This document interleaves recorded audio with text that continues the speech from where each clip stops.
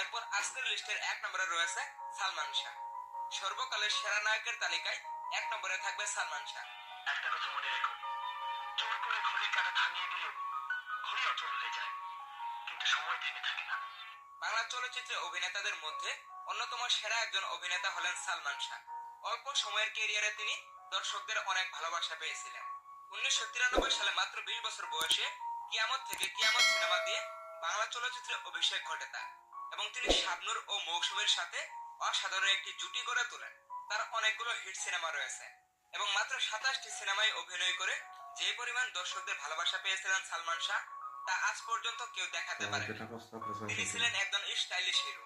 1996 সালে 6 সেপ্টেম্বর। তো আমি মনে মনে যেটি ভাবছিলাম সেটি সালমান শাহকে 1 নম্বরে রাখা হয়েছে। তো সালমান শাহ অবশ্যই 1 নম্বরে রাখা ঠিক আছে, এটাতে কোনো সন্দেহ নাই। সালমান শাহ অনেক জনপ্রিয়, এবং জনপ্রিয়তার দিক থেকে যেহেতু এই ভিডিওটি করা হয়েছে, সেখানে সালমান শাহ 1 নম্বরে থাকতেই পারেন যেহেতু। তো যাই হোক, আমি আরও একটু কথা বলবো, আমি ভিডিও শেষ থেকে একটু কিছু কথা আমি বলবো। সালমান শাহ না ফেরার দেশে চলে যান। তিনি যদি বেঁচে থাকতেন তাহলে হয়তো তার জনপ্রিয়তা আরো বেশি হতো। তিনি মাত্র 5 বছর সিনেমায় কাজ করেছে, আর সেই 5 বছরে তিনি সবাইকে পিছনে ফেলে দিয়েছে।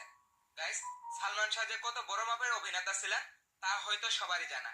এবং